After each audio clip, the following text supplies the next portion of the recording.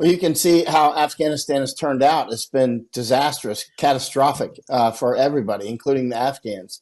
We didn't replace the Taliban. We trained and armed the Taliban, is what it ultimately comes down to. And if you skip past all the stuff in between about how we did this and the school programs and we did that and the other thing, and put, I don't know how much in there, $1 trillion, nobody seems to know. And we didn't really put it in there. We put it into mostly into other people's pockets. But at the end of the day, let's go from the start to the finish.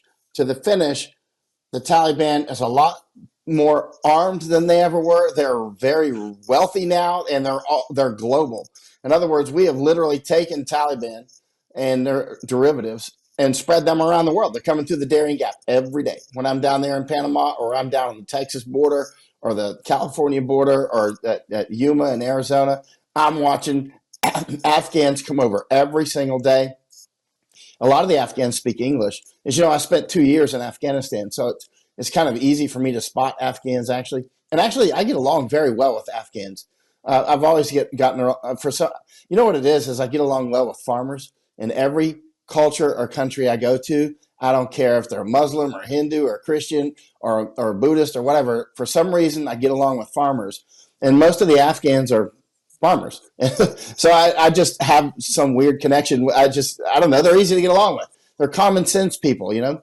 And so, but a lot of the Afghans coming through are certainly will be looking for a better life or running from the Taliban. Others will clearly be Taliban and looking for something else. They may be looking for a better life too, but they're actually, not exactly on our team. You see the gay nightclub shooting in Orlando, which killed 50 some odd people, was by an Afghan, right? And actually, I went to that nightclub and looked at it. It's closed down.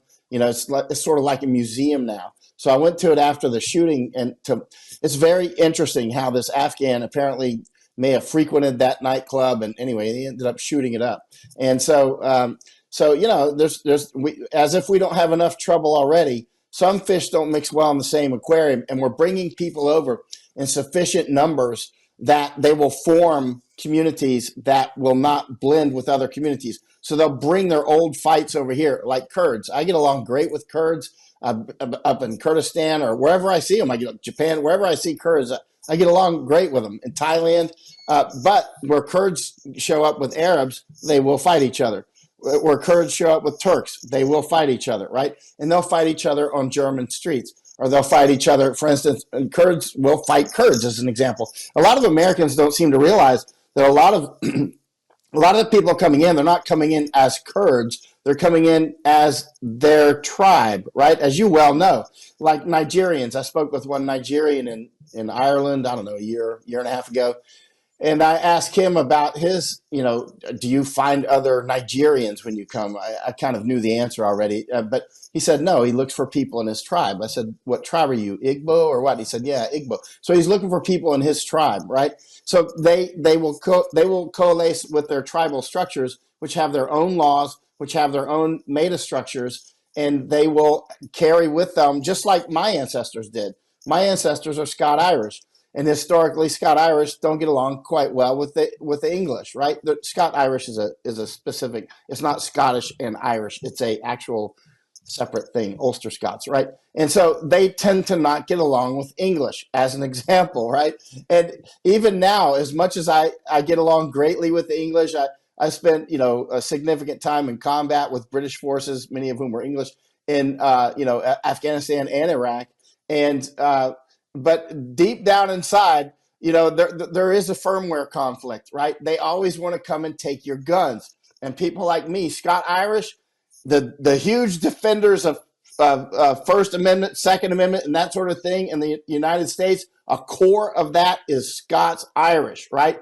It is in our firmware, right? It's not something, you'll see people that have no idea about how different cultures work saying, oh, they just need guns because to make them feel better. I'm like, nope, that is part of our firmware. We believe in self-defense. We want strong women. Like Scots-Irish prefer strong women. They don't want weak women around them, right? They want women that can sling a gun and slay a hog. You know what I mean? And that's just part of our firmware, right?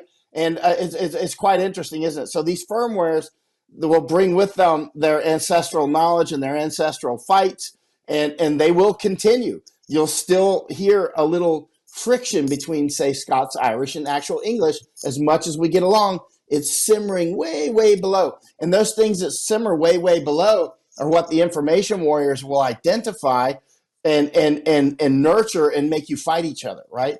They'll find something that's it's a tiny little pebble in your shoe. It's not a big deal, but they'll put it right under your heel, right? And so every step you take, it hurts a little more, and before you know it, you're limping, and before you know it, you're in some sort of a fight. But that's it anyway. Information war is its own little world. But these structures that are coming to the United States, I call them anthro-insula, human island. I call them that because there was no anthropological word for when a whole group of people, say Germans, charter a boat or a couple of boats from Germany and move to Texas, right? And back in the 1800s, and they moved to Texas, and they all speak German like the Mennonites do in Belize. We went down to see them recently. They'll speak their same language. They have their own culture, and they become like an oil spot in the water, right? Now, what's happening with the globalists who are trying to make us all split and balkanize is they're bringing over huge numbers of people from different tribes and whatnot. Americans don't get this at all because most don't. Like you obviously are dialed into how these things operate. So you can already fill in the blanks deeper than I can probably on a lot of the things, certainly. And so as they come in, they'll balkanize. They'll start fighting each other. They'll fight the existing structure, and before you know it, we'll be weakened, and we can be taken by the Chinese Communist Party and others because it will have weakened our structure. Meanwhile, the Chinese Communist Party, they don't put up with any of that stuff. They don't even let people speak Cantonese, which, Americans would call Cantonese and Mandarin Chinese, but those are different languages, right? It'd be like calling, German and French, I don't know, Europeanese or something. But they're actually different languages, right? And but the Mandarin speaking Han Chinese, they don't want people speaking Cantonese or Fujianese. They want them to speak straight up hardcore Mandarin, and they want to rule the world as Han Chinese. So that's a meta structure that will come in and try to supplant everybody, right? It's quite interesting how this is unfolding.